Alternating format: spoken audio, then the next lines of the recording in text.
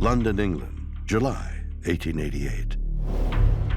2 months before the horrific Whitechapel killing spree began, an American named Francis Tumblety arrived in the city, although this was not his first trip to London. For more than a decade, Tumblety had sold a number of medicinal remedies in both the United States and England, and had also claimed to be a doctor and treated numerous patients, in spite of the fact that he was not a licensed physician and had no formal medical training. And there are those who believe that this dishonest, self-proclaimed doctor was, in fact, Jack the Ripper. Francis Tumblety, he was an American so-called Indian herb doctor. In other words, he basically was a quack who went around selling alleged remedies, cure-alls, and preying on the gullible. And he was over in London during the time of the Ripper murders. Tumblety was horribly misogynistic. It seems that early in his life, he had married young, found out later that the woman he married was a prostitute and had continued prostitution after they were married.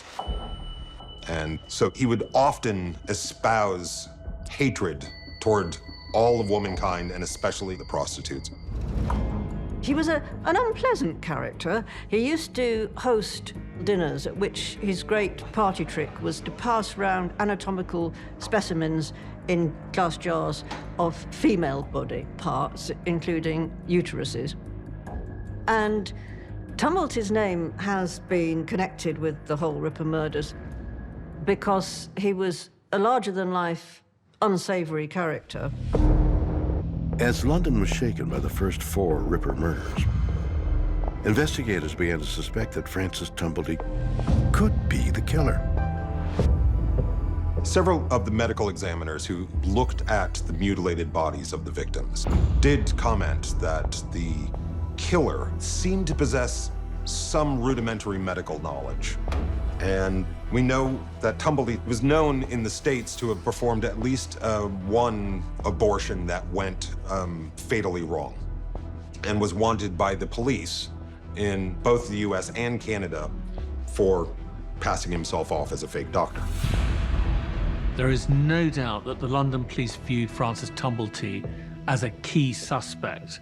They looked at his attitude towards women.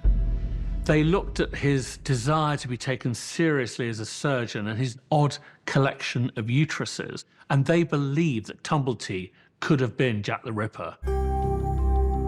According to London police records, Tumblety was questioned about the Ripper murders, but he was ultimately released for lack of evidence. Then, shortly after the Ripper's 5th and final victim, Mary Kelly, was murdered, Tumblety left London and returned to New York City. Some historians believe that the timing of these events is no coincidence. When Tumblety first arrives in London, right after he gets there, the Ripper murders begin.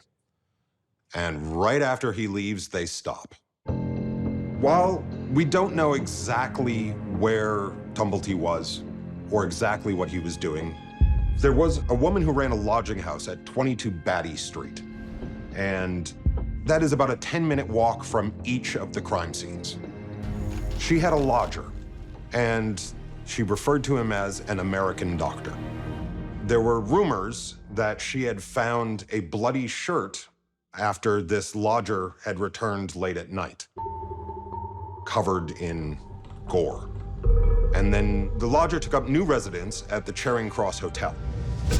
The day after the last Ripper murder, the lodger from the Charing Cross Hotel disappeared without paying his bill, but left behind a small black doctor's bag.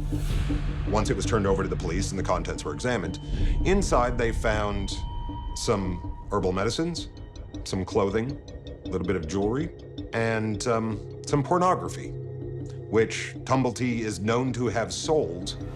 Now, it's hard to know for certain because this is just a theory, but based on the timeline and the nature of this individual, it is quite possible that he could have been involved in the Ripper murders. The London police may have had trouble proving that Francis Tumblety, the so-called American doctor, could have been Jack the Ripper.